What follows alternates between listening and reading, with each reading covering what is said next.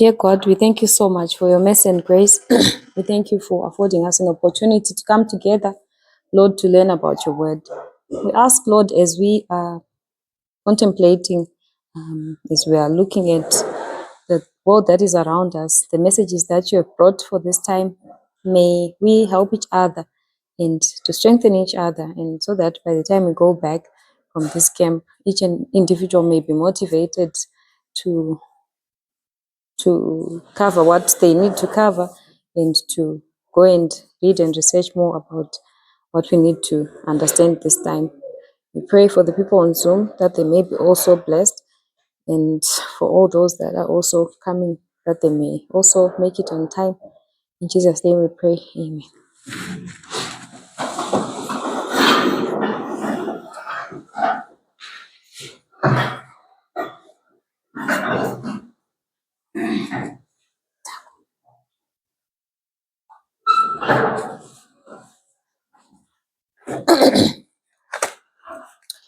Okay, so welcome once again.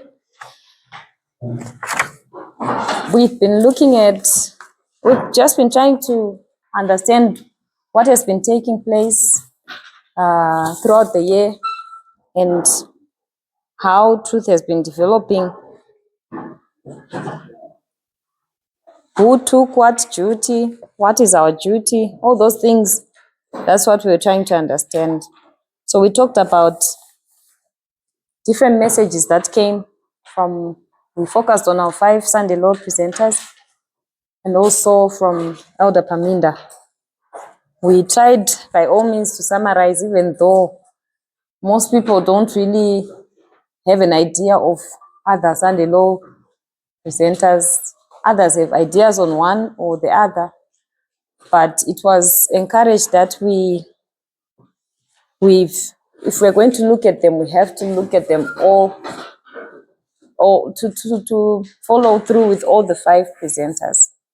So we tried to summarize that, and we also tried to summarize Elder Paminda's lessons, what he's been covering, and I hope it gave us an overview of where we are coming from, what's taking place, and to at least clarify what my individual duty is, what's our duty as a group, and all those things. Okay, so today we want to continue. I don't know, on those issues, does anyone have a question or a comment?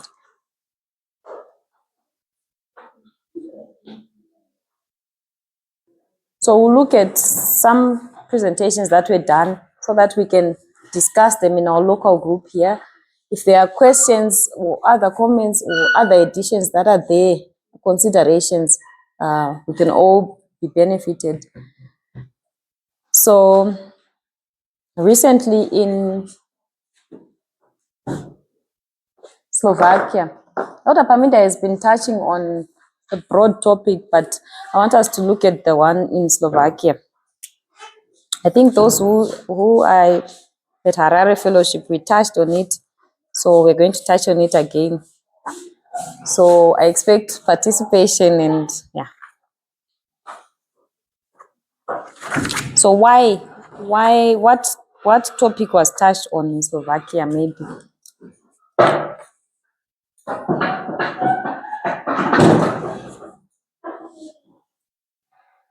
If we can participate, so because we know these things, I don't think.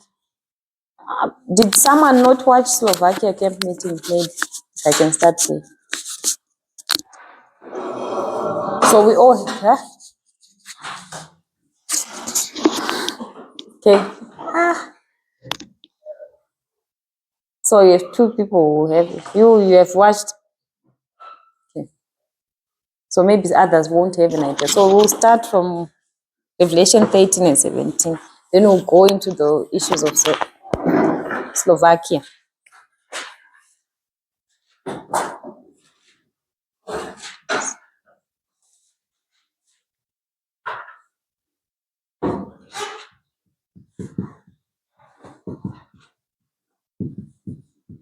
Leah, what's the theme of Revelation 12? If you can summarize it for us. Summarize.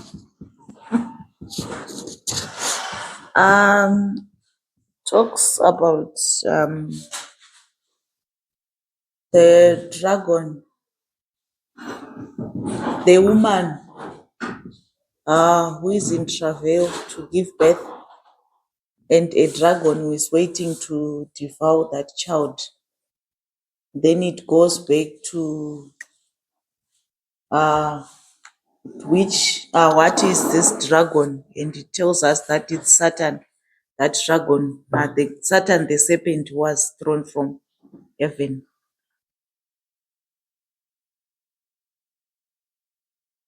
So chapter 12 is the introduction of the, what can I say? The first introduction of the dragon. Okay, so we see two great wonders in chapter 12, the woman and the great red dragon. And like Leah summarized, I'm not going to summarize again. We'll read verses. The dragon is wrath at the woman, goes and makes war with the woman. Why? Because the war had begun in heaven already, and it's now just a continuation here on earth. By proxy, basically, when you then go into looking at what is the dragon and all that. So that's the story there in Revelation. It follows the woman through the wilderness, which is the 1260. And then the woman is helped by the earth which swallows the flood. Okay? Stella, Revelation 13.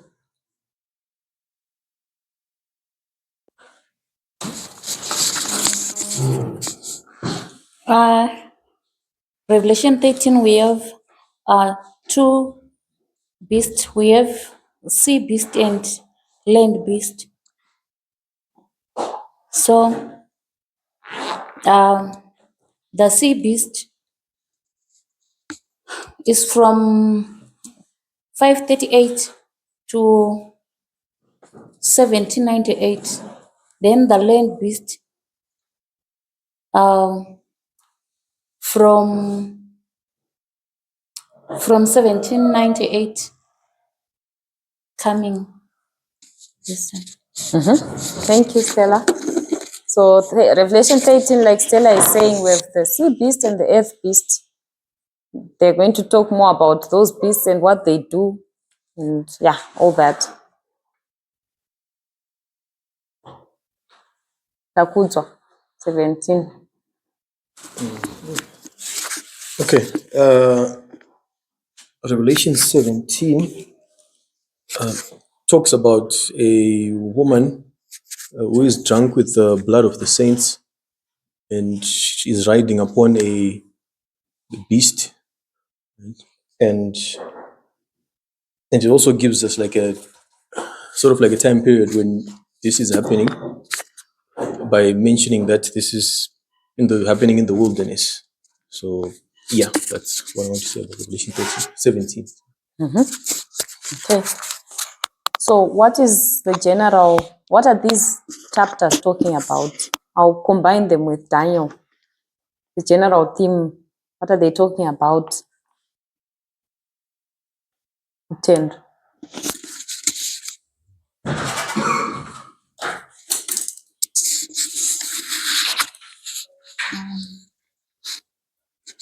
I was thinking of either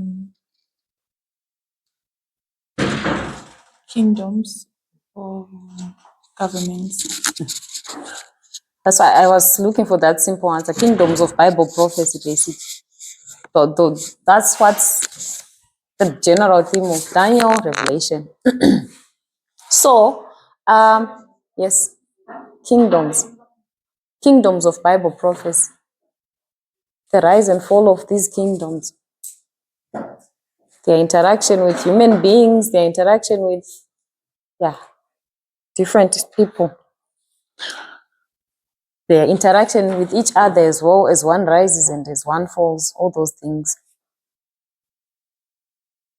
Okay, so does anyone not have an idea of Daniel and Revelation. We've been looking at these books. I think we can all testify, whether in Kadoma, in Blawayo, in Benga, maybe in Gokwe we didn't get a chance because when we did those thorough studies with others, that time the trip was cancelled.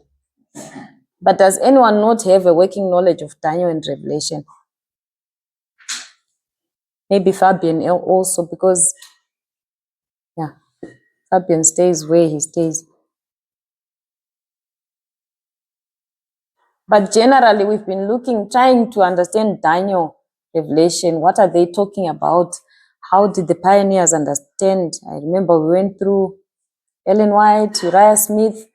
We're just trying to repeat these so that when we now talk about them in a specific fashion, we know what's being talked about.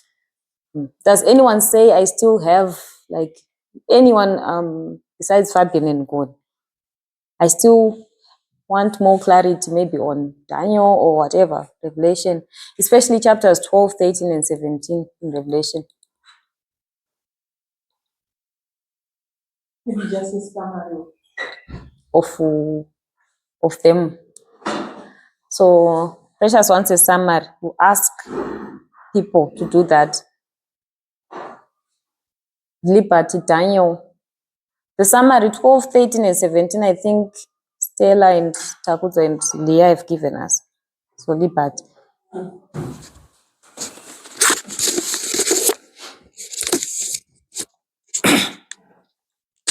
So, Daniel, I think we focus more on the 4 storylines: chapter 2, 7, 8, and 11. And in chapter 2, it gives us the kingdoms being represented by metals from gold, silver, bronze, iron. So there are 4 kingdoms given in chapter 2 by Daniel, represented by 4 metals. Then chapter 7 has 4 diverse beasts, representing the same kingdoms that were given in chapter 2. And those 4 beasts are a lion, bear, leopard, and the dreadful beast. But it is an extension of information because it will talk about the little horn in chapter 7 and the other horns as well. I think there are 10 horns. Another one comes out and uproots 3.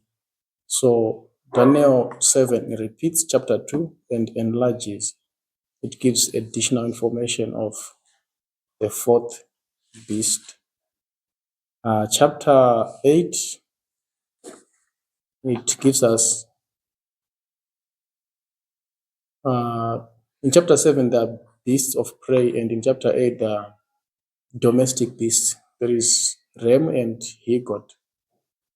And I think the storyline of chapter 8 talks more of the religions of the very same kingdoms we have been taught in 7 and in 2. Then chapter 11, the pioneers understood chapter 11 as a literal prophecy because it will talk more of the kings, specifically the king of the north. Though we have king of south coming in and out of the story, but it's consistent with the king of the north from, I think, verse 5, where we are introduced to 2 generals of Alexander from chapter 11, verse 5, up until the end of the chapter. So these 4 storylines have different themes they want to address. Chapter 2 will be talking of what these kingdoms are. What are they? Chapter 7 is how they conquer each other and rule. Chapter 8, it's their religions, how they counterfeit the true religion of God or God's kingdom. Chapter 11, I think it's more or less the same as chapter 7, the politics of the king of the north. So that's Daniel. Thank you. Does that help?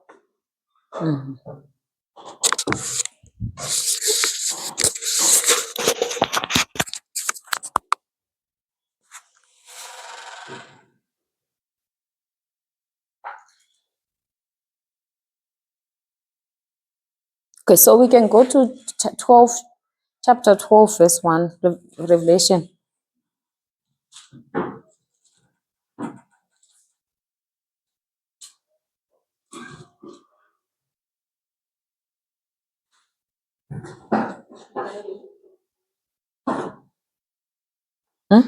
Yeah.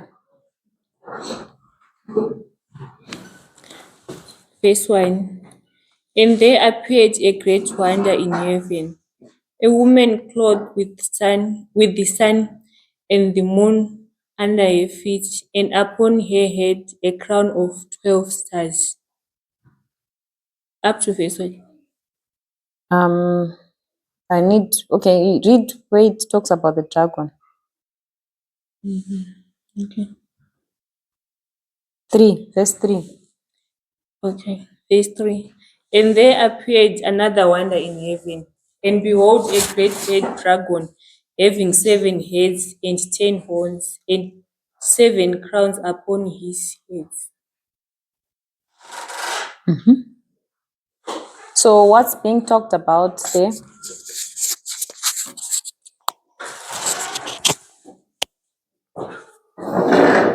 It's things that we already did, so I'm expecting to just, and that are in the verse even.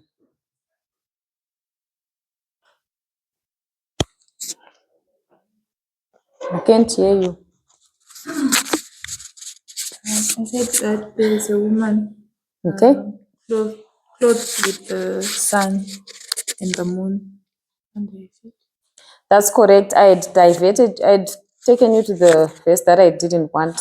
So I really wanted verse 3. Also, It's okay. It's my there's fault. a red dragon and having 7 heads and 10 horns and 7 crowns on the heads. So it's a red dragon with what? 7 heads.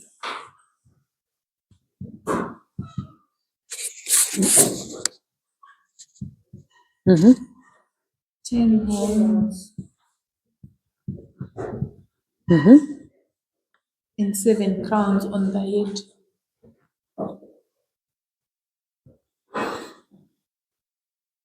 These 7 crowns are where? On the head. Okay. Then in chapter 13, verse 1.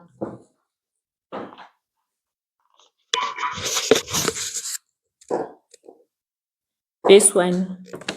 And I stood upon the sand of the sea, and saw a beast rise up out of the sea, having 7 heads and 10 horns, and upon his horns 10 crowns, and upon his heads the name of the blasphemy. So what are we seeing there? A beast out of the sea. The description.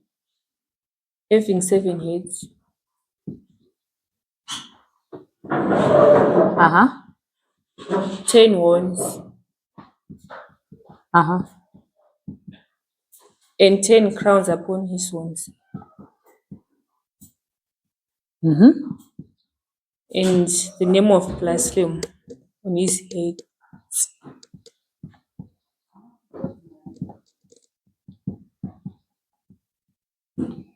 Mm-hmm. That's all. So the name of blasphemy is where? In the head. The head and the crowns The crowns are in the horns. on the horns this time. We can see there's a difference between this one.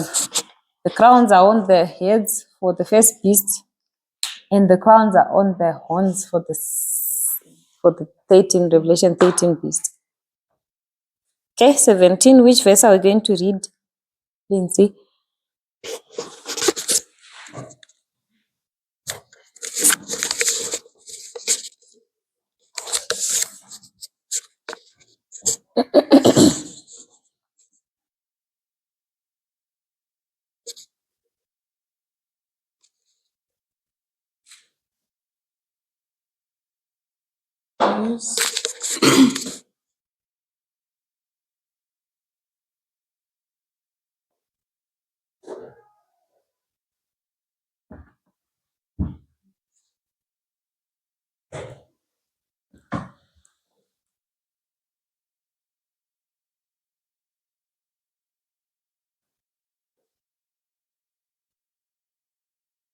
Are you there?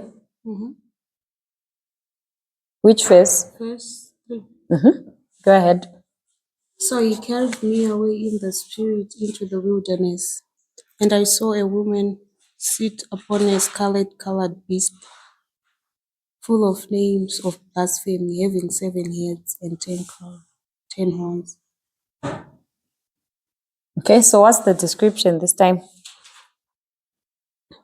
A woman on But we can need to raise our voices. I can't quite hear. There's a woman. Go ahead.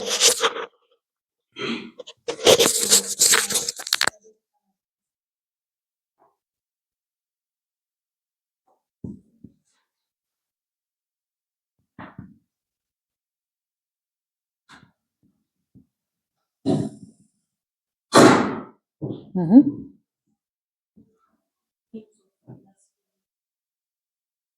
Mm-hmm.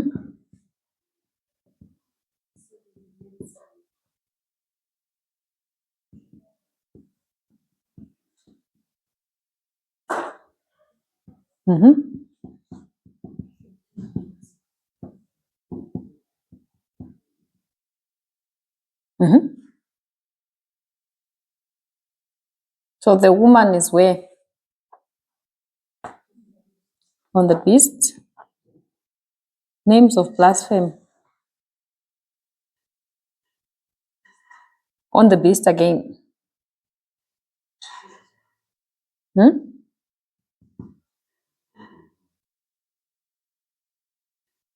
Someone says on the woman, someone says on the beast. Okay, wait, the heads, are they all heads, and the horns, they don't have crowns this time, if you can notice. Okay, so names of blasphemy, we said where?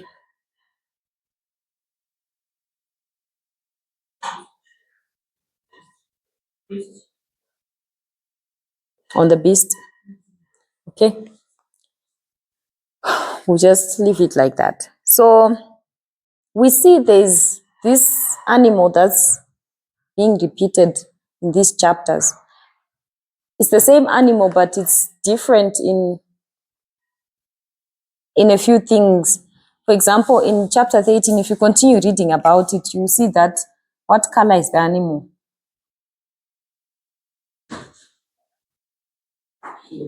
Leopard like. I tricked you to say what color.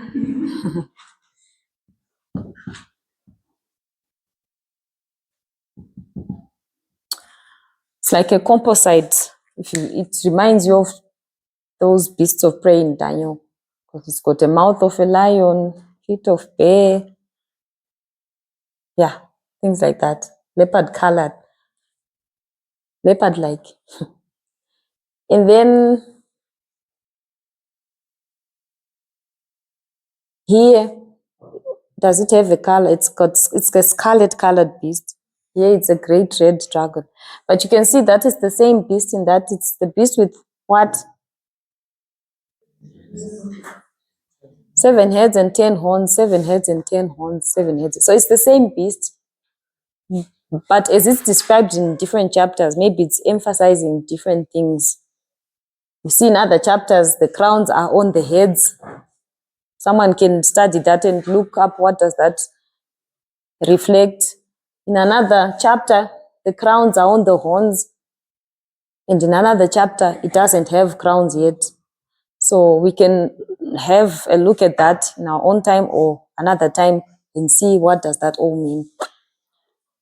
So with these, again, the first issue was that these books,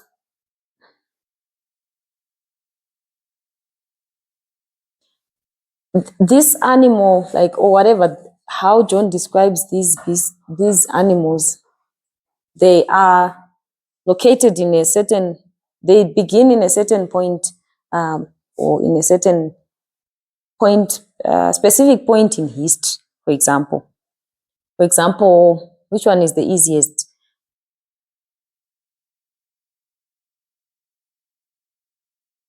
Revelation 17.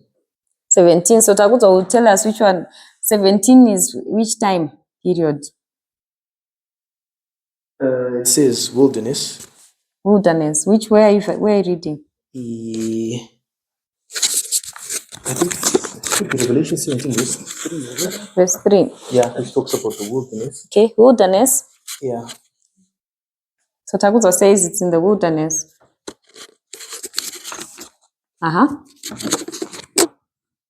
Anything else?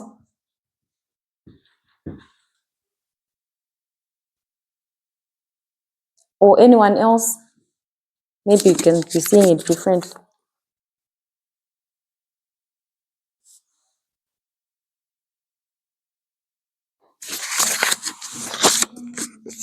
I'm saying you want more information. Yeah, if there's, so we see the wilderness there. Okay, we can talk about other beasts as well. Where in time do we see them? 13. 1798 for which one? 13. So Natasha says 1798. Why?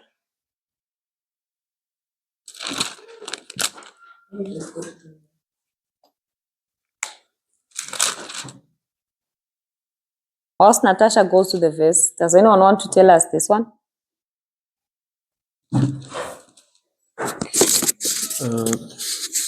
Revelation 12 verse 6. 12 verse 6.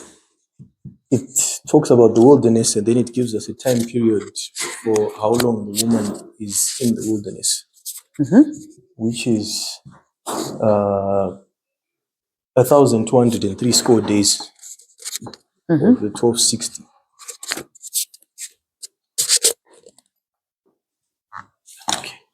And so we mark 1798.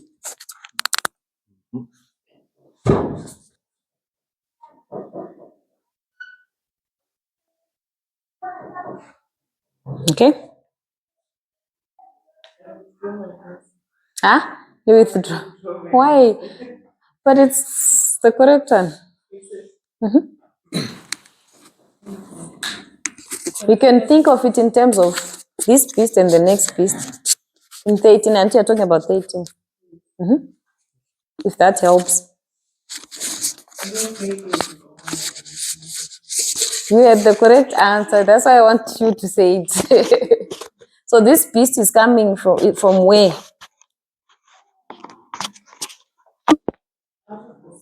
The sea beast. So if I do this, will it help? Yeah. And then there's a next beast which comes out of it. I wanted Natasha. Because I know she knows it. It happens in class. Sometimes you just forget or you think you don't know, but you actually know it. So this sea beast is what, Natasha? The papacy. And this one? USA. So you know it. So that's these chapters, they focus on certain points or time periods or dispensations. So that was the first issue that was brought up. The next issue is that when we look at books of Revelation and even Daniel chapter 2, for example. Daniel chapter 2 has got what, Janet?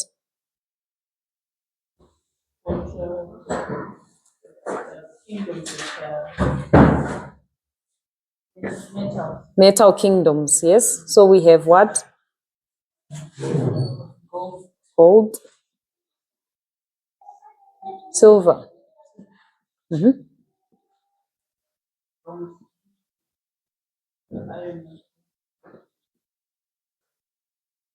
iron. We have 4 metals. But then in the iron kingdom, there is something else, a foreign element that's introduced, which is what? Clay. So then you end up having iron and clay. Because clay is not a metal.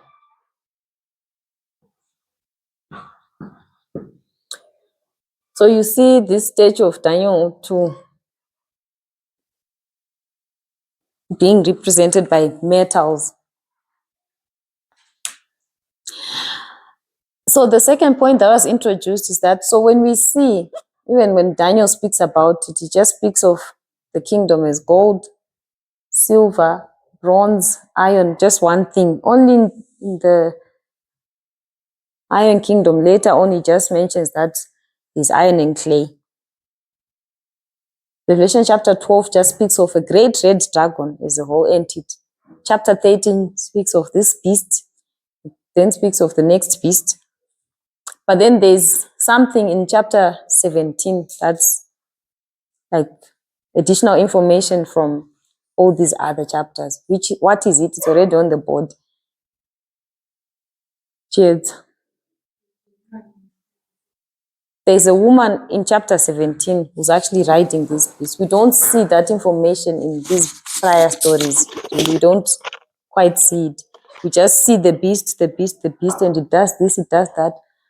But here you actually see that there's a woman who's riding the beast. So that was the next thing that was identified. So we have a woman in 17.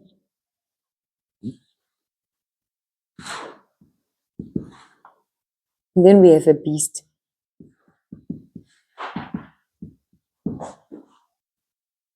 Why are we even looking at these things? Maybe that's the next question you ask yourself. Because sometimes we end up just going into a spiral and not knowing what are we even doing. Yes, just Janet. Want to find out what this woman is. Want to find out what this woman is, or what that beast is. Correct. We want to find out what this woman is and what this beast is. So, why more do we want to find out? It's in the context of the first lesson. We talked about 2 sets of studies. I'm giving you clues. These studies and these studies. Yes, Taku. The Sunday law studies. Sunday law studies. And then these studies. So why is it necessary to then do these studies? Yes, Joa. I think it will help us in our applications in the studies that are going on in terms of the Sunday law studies. Because if we identify the beast and the woman who is lacking them. Thank you, Johannes, for that. So if you're able to identify what the woman is and what the beast is, then we will be able to correctly identify them in our history.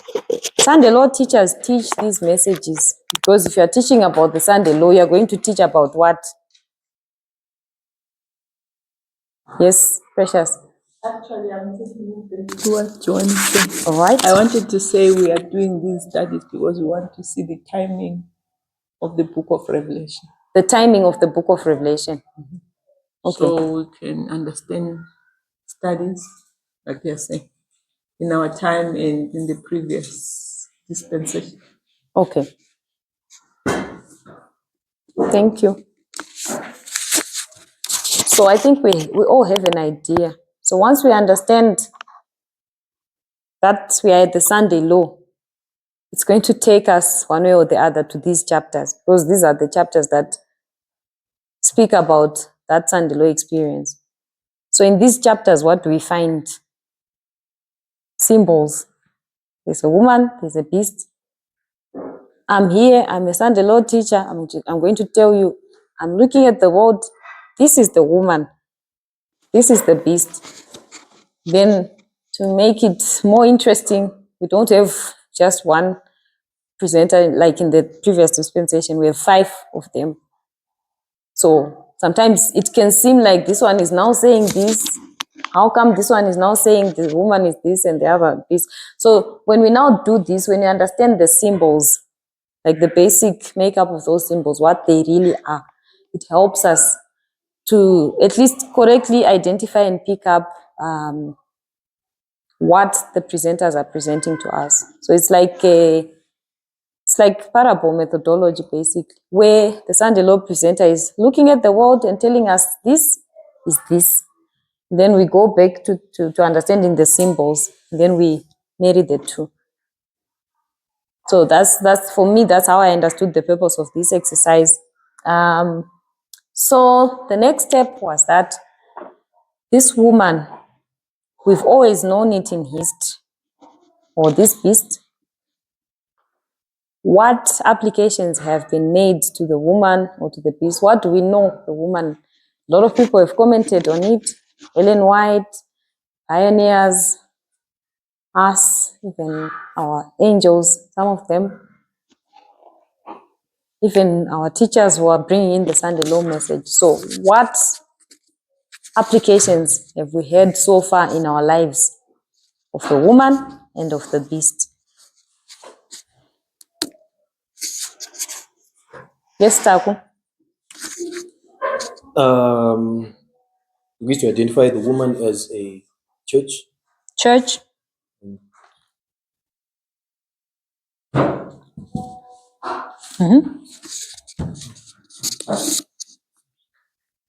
Elder Chase identifies as culture. Culture.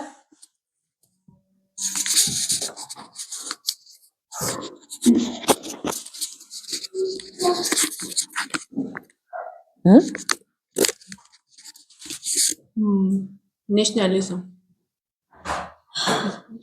Nationalism. Okay.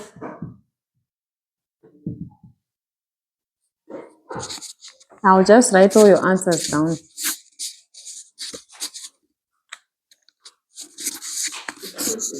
The papacy.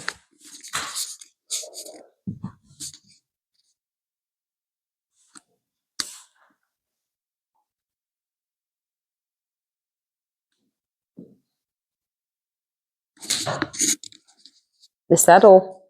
Okay, how about the beast? State. What else? What else?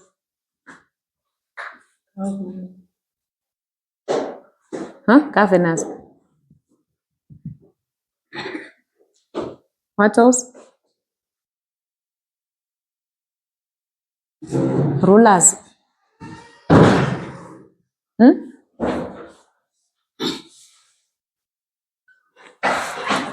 So we've understood this combination of the woman and the beast, for example.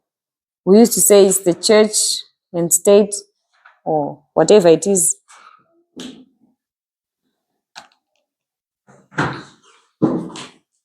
Okay, are we all following so far? Is anyone left behind, or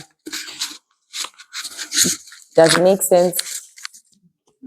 Okay, so once we understood this, then now when we're in our time applying or even studying, even us in our personal studies, I realized when we did this study, I also realized I think I also fell in the same trap. What was the trap?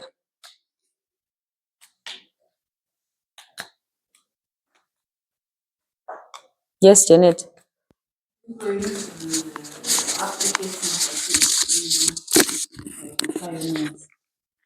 Okay, so Janet says we were using the applications that were being used by the pioneers.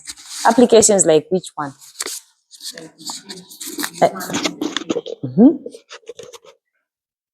The woman as a church, for example, and we would say church and state comes together, makes a Sunday law, and forces it on people, basically.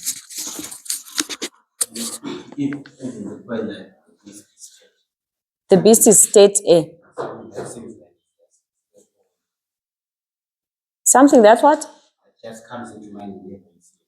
Okay. So Ngoni is saying that even the statement to say the beast is state, something that always comes to mind when you what? Just hear the word beast. When you hear the beast, automatically you think of state. So it was automatic even when you hear woman, church, beast, state. Yes, Taku. Oh, okay. So I want to say that even though we understood the studies on dispensationalism, it seemed like when we looked at these studies, we never applied dispensationalism to them. So yeah, we still applied woman as a church, beast as a state, and didn't think about the dispensational view. So Takuzwa is bringing issues of dispensationalism that even when we looked at this, we never thought of dispensationalism.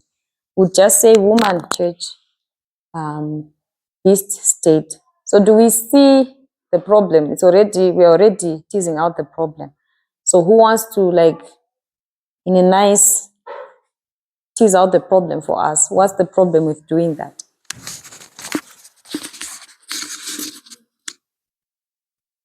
Yes, Precious.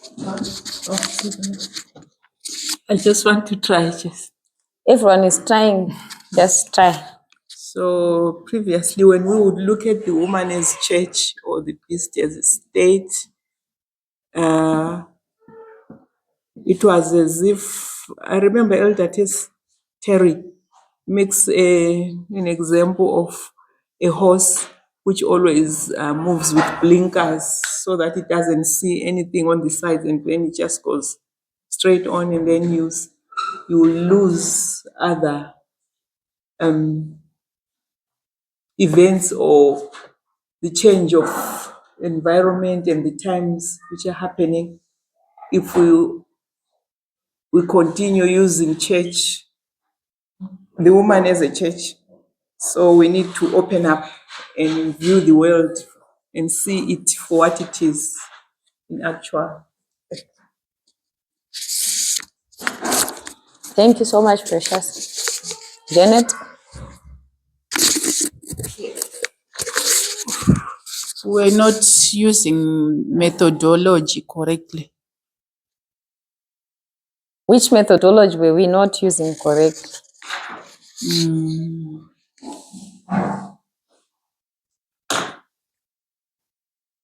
The one on dispensations. So Janet says we were not using methodology correctly, the one on dispensations. I hope we can get used to, challenging our minds, and because I think it helps us to settle into truth and to be more confident with our methodology, our studies, how they've carried us through all the way from years back till now. We can see they are intact. Okay, so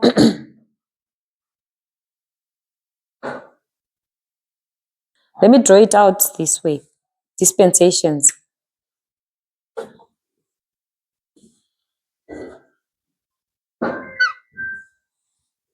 In this case, what's our dispensations?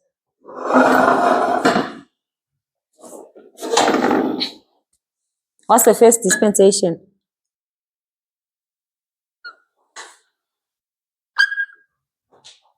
In our study.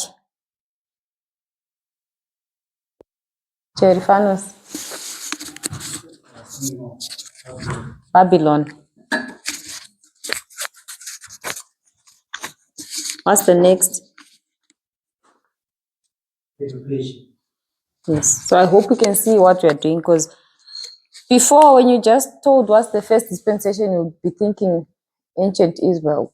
And you'll just be mixing things with, but we are specific to this story. So I think now it's making more sense. Okay, we have Middle Persia.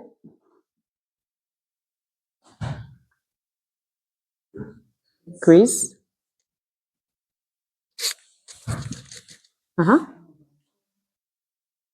Rome. Next. Winnie.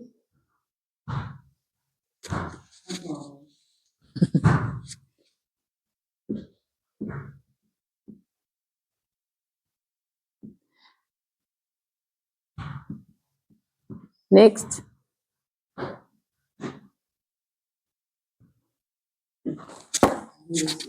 USA. Next.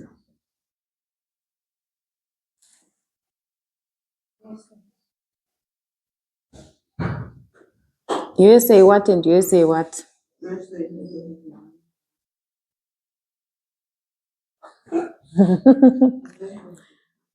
Whichever way you understand it. I just wrote how I understand it. The sixth kingdom and the seventh one. You can say USA 1, USA 2, whichever way makes sense for you. Unless if you have problem with 6 and 7. It's okay. So we have 1, 2, 3, 4, 5, 6, 7 dispensations. So which dispensation did we see church and state? These are things that we know, but I just want it to sink in and settle so that when other examples, which are not these, are used, we get into the study and actually participate and know what we are doing.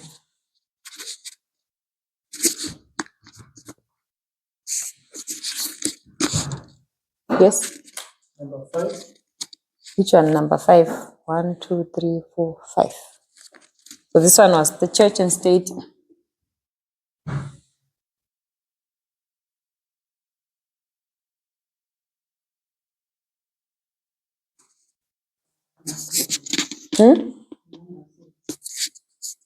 Number 7 is church and state. Okay, so we need saying number 7 is church and state.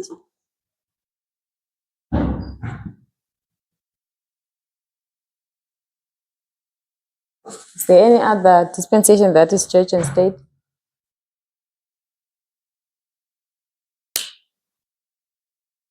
I think all of them. Same things, all of them.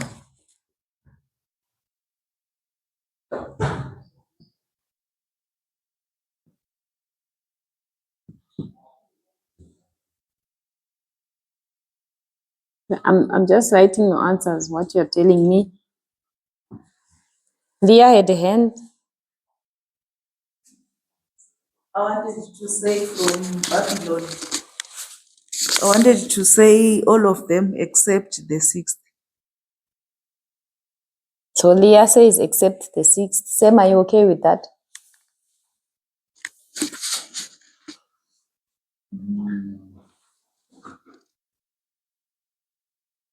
Right.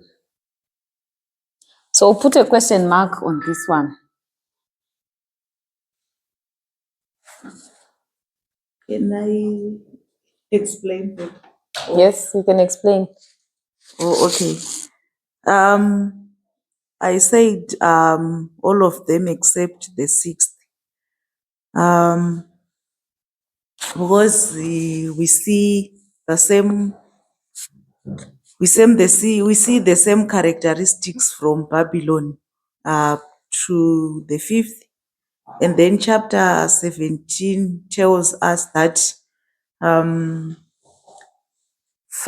are fallen, and what I can't remember exactly the verse and what it says, and one is, and then it tells us that the fifth is of the seventh.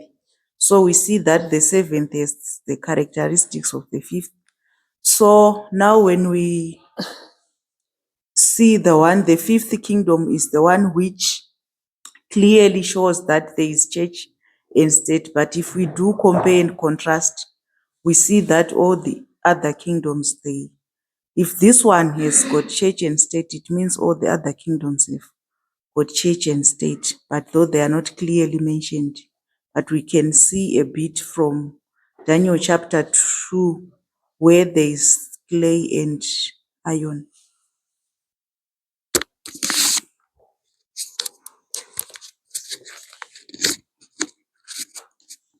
Does it help? Yeah. So we remove this one. I didn't explain about the sixth. Finally Okay. Okay, why I have said I don't see church and state in the sixth kingdom is because the sixth kingdom is this is the eighth beast which has got which is a lamb like and will speak like a dragon. So we see the first phase of this kingdom, it's a lamb like USA. So that kingdom, the sixth is, it doesn't have anything to do, it doesn't have the characteristics of all the other, of the I'll say the dragon from the Bible, the characteristics of all the other kingdoms. And then when we get to the seventh, it's now likened unto the fifth, which is where it says the fifth, the seventh is of the fifth, or the fifth is of the seventh. I'm not quite sure, but In other words, you are saying rub that one out, whatever you are saying. Is that what you are saying?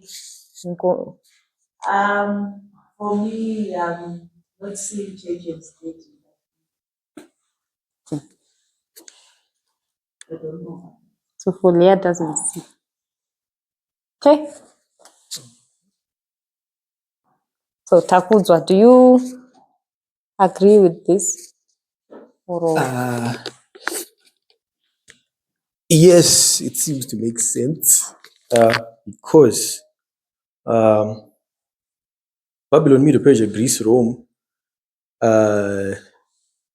even though the church aspect is not specifically Christianity, but paganism is a sort of like religion. So there was a combination of church and state in that sense. And then you have the sixth kingdom coming in,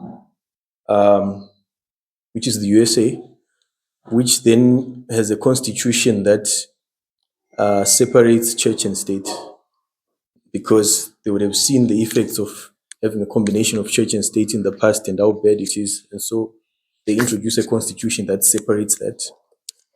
And yeah, when it comes to the seventh, yeah, I think maybe it might be church and state in some sense. So which will mean most probably doing away with the constitution that separates church and state. So yeah, it seems like it makes sense so far. I'll throw back the spanner at you because you're the one who told us, dispensationalism.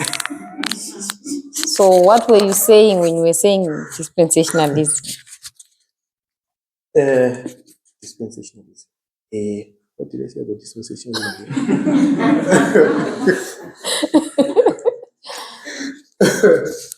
Dispensationalism. In different histories, yeah, things happen differently. So we can't just take what's applied in that past history and just drop it in our time. But that's what you just agreed to. Yeah. I don't know if you can see the. So we had Ngoni, Janet, Ngoni, Janet, Lee, but Leah, in that order. You had your hand up. You didn't. Okay, so Ngoni, Lee, but Leah. I had. But do we see the problem? Yes. That we. Yeah. Okay. So. I don't see the problem. Sorry. You don't see the problem. Yeah, it's fine. If you don't see it, it's okay. So say what you wanted to say. Okay, I have a question. Maybe what's church and state? That's one. Second one, I don't see church and state in Greece. Okay. So Ngoni doesn't see church and state in Greece. So we'll put a question mark. So he's asking also what is church and state? For me, I wanted to defend my point. Which I point? specifically mentioned that church and state, we can only see that in dispensation number 5. Because I was looking at those words we listed against the woman. The woman who said church, culture, nationalism, perpetuity. So because of dispensations, that's one. We cannot see anything called church in Babylon or Medo-Persia or Greece or pagan Rome until we see papacy, the church, literally papacy, a church combined with a state or controlling a state. And we don't see it anywhere else. So I'm using the word church as an applied word to the woman in a specific dispensation. You can't see that anywhere else. So that is what I wanted to say. But others could see it. If Yes, someone can tell you Nebuchadnezzar was a combination of priesthood and king, so you see church and state there. I think that is a principle that would run through all dispensations. But the word church is not a principle, it's an example. of what a woman can be in a certain dispensation.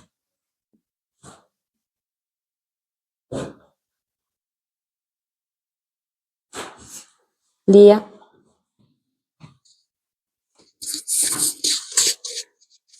Okay, I'm forgetting what I wanted to say, but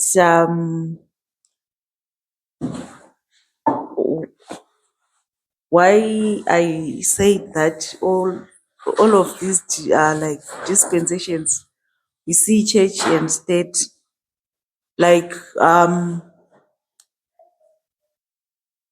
sort of like a parable to say in Babylon there is church and state, but how does that church and state look like? It's different from how like what it looks like in Middle Persia, Greece, or pagan Rome, or papal Rome. But in papal Rome it specifically mentions that there is church and state. So if we take that and if we put it if we compare with the other dispensations, we see that there is church and state, but in those other dispensations, it may not be specifically to say a church is there, but there is, like what Libert is explaining, to say there is something that when we get to the dispensation of the paper where there is clearly mention of this combination, it's called church and state, but in the other dispensation, there is such a combination which may not be called church and state. But if we take it literally as it is, we may say church and state, but it is a parable. Like what we are learning like today to say Sunday law.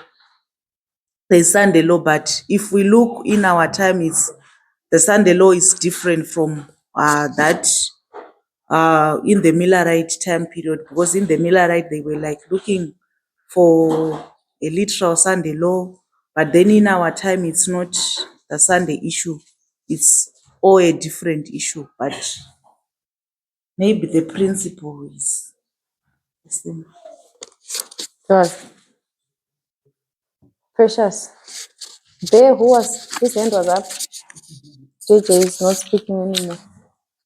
So for me, it's a question, it's not a contribution. I don't know. My understanding was that there is church and state all throughout.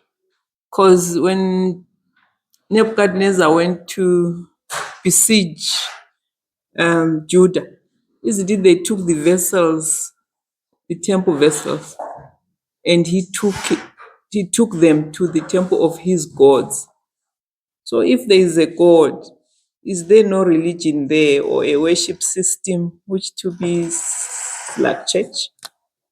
If I could get clarity there, also it will help me to be at the same level with others.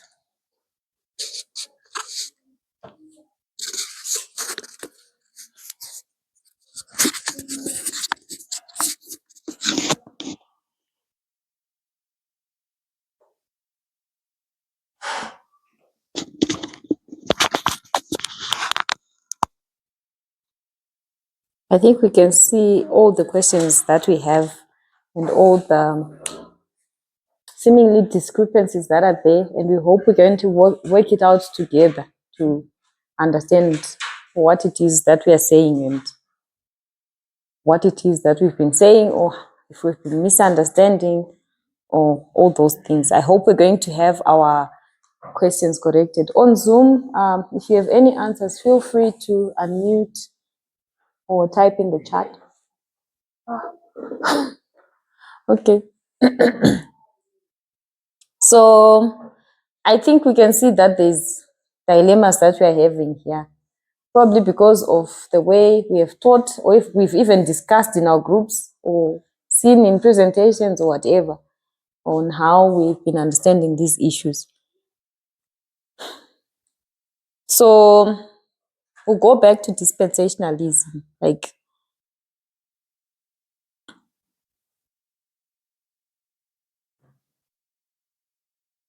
dispensationalism, and we're going to look at all. I've been writing these things that we all have been mentioning. Some of them are questions, some of them are explanations, and all those things. So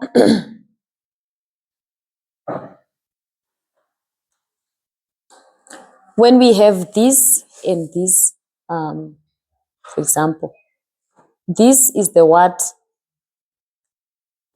these two are the what. These ones, we find them written by John in Revelation. They are the what.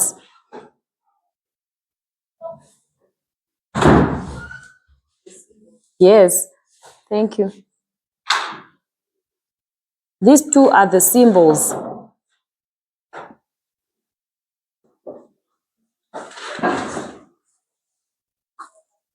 So those ones in red would be what, Natasha? Those ones in red, if these are symbols, these ones will be what? These ones in red will be what? Applications.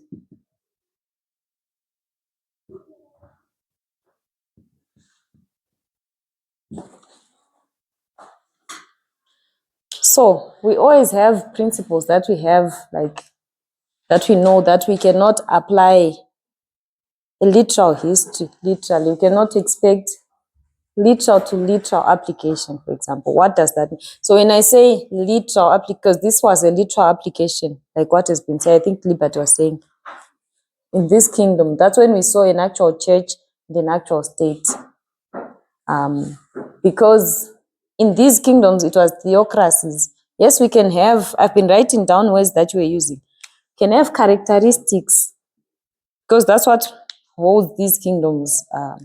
That's why they are all similar, because they have similar characteristics. That's why you can be able to identify, this thing, I've seen it somewhere, but it looks different.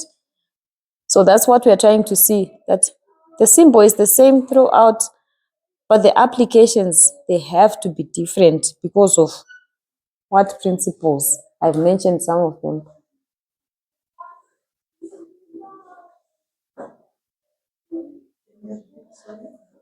Okay, the symbol is the same throughout the dispensations. When you're looking out for the symbol, it's the same, but the applications, they have to be different because of what methodology or what, why? Huh? Isn't it because of dispensationalism? Well, explain what dispensation, because we've said it still, but we went back to this. What about dispensation? If you can To explain. say, okay, symbols can have different meanings, applications in different dispensations. Can have, cannot they? Okay. They have, All right. to symbols, as we have one symbol, right? But it have different applications in different dispensations. Okay. Jerry.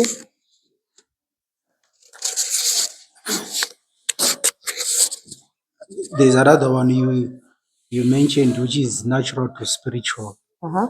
That's what I was saying. Can you explain further? Maybe someone doesn't know. When we say natural, what does that even mean? Spiritual is what? Or So when we I say, yeah? I think an example I can give is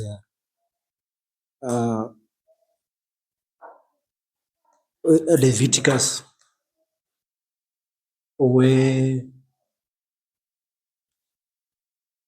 in the natural, the 7 times was intensity, and when it was an application was given, Of they time. were applying it as duration. Yeah. So that's part of how I understand the natural and spiritual. We don't expect the natural to be similar to the Okay. forcing things together. Okay. So we also understand when we look back into histories, we say the history of Pyrrhus is the natural story, and we are now making an application of that history. So any other history basically would now be the natural. If we're comparing the history of Babylon to our history, for example, this becomes the natural and the application is the spiritual. Okay. Another way is we cannot make a literal to literal application, meaning that if I'm looking at this history, in this history it was church and state, therefore I cannot make a literal application to say it's because it's church and state in this history, it's already the application. So I cannot expect it again to be applied as church and state in my history. Does it make sense? So does it give me license to then? Because if once we say that, then church and state can only be in how many dispensations? 7. One dispensation. Takutzeli, but you're saying one. There's a hand. Okay, so the point is, we said Jerry took us to the principle of natural to spiritual application. And we wanted to understand what is the natural, because we always say those things. Then we said, okay, for example, history of Pyrrhus will be the natural. And then we'll be applying it to our history. Or history of Babylon is the natural. And we compare it to our history, we're applying. So we always say we cannot make a literal to literal application. The natural looks different to the spiritual.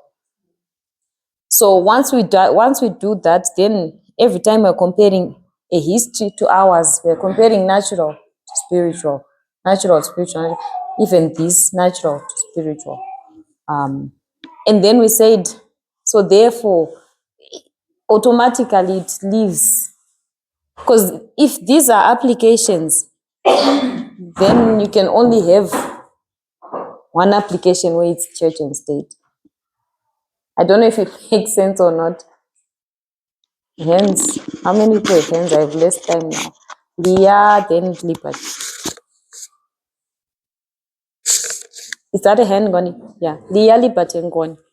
Okay, so for me, it now makes sense to say that church and state, we have said the woman is the church, right? Which in that dispensation, the 50th dispensation, it was the papers, and then the beast, which is the application, the state or the kings, right? So it means we don't have church and state in all these other dispensations, but we have the woman and the beast.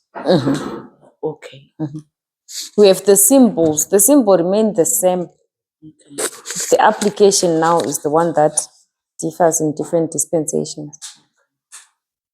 I think I would try and put it simply to say, once an application is made to a certain dispensation, for example, the woman symbol applied to 50 dispensation, it's a church. And once that application is made, that history closes and it becomes natural. So when we are now studying that history, we know that church and state in the 50th dispensation is a natural story. We have to understand it spiritually. That's moving from natural to spiritual. So in our dispensation, we cannot say again church because we are saying church literal, church spiritual, which is breaking the rules of parables. I wanted to say, maybe I don't understand when you say like we only have we can only make one application of the symbol. Maybe in my mind it's because when we're saying dispensationalism, I understand that there are differences, but to me, maybe in my mind, I think they can be also similarities to some, not to all, but to maybe to some. Just leaving room maybe for that. Okay, so we'll do natural to spiritual or literal to what?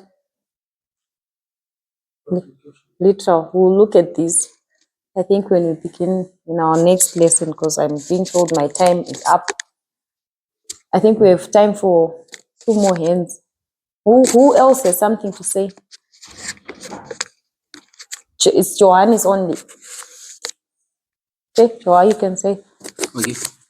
I think I will agree with what has been said by Lippert and what we stated in the first place about the applications. If we take the woman to be the church in all dispensations, that's where the problem comes, because if your answer is women and church, you would have to question nationalism. So I think that's where we have to fit in those applications for the woman. In another dispensation, it can be church, it can be culture, it can be all those that we already mentioned, so that they can fit in. Because if you say woman in Babylon, then you say church, it won't apply. It's not a one size fits all from one dispensation to the last one. Okay. So you can now allow me to rub out the other church state dispensations. Yes. With a smile, Leah. Now she's satisfied. Okay. We'll come back and explain a bit more on that, because I know there are some who still have questions on that. But I hope at least we have done steps that took us somewhere. So I know Fongoni it's actually going to the principles to see how these ones work. So we'll start there and then we'll come back to explain this a bit further until we're all on the same page. Then we'll take our next steps from there. Does anyone have a question or a comment? Yes, Chichi.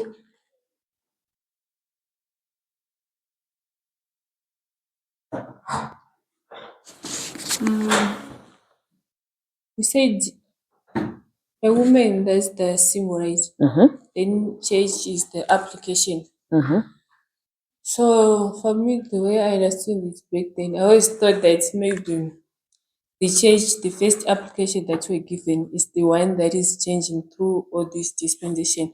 Like, a dispensation, we can say MAGA movement. I always maybe the church is the one that changes to MAGA. Actually, it's the woman, isn't it? Okay, now I understand. So I think it's an important point as well. It's the same thing that we've been saying, but you said it in a different way. That because we've taught or read, because Ellen White just tells you the woman is the church. And we do literally, because that said Ellen, then sadly we then made the church the symbol. I don't know how, then we now think in our dispensation when we are looking for what is church in our dispensation. So that's where we made it wrong. And I think that's the purpose of this study. We'll see as it unfolds. So thank you for all your points. We'll pray and then we'll close. I wanted to say this dispensation.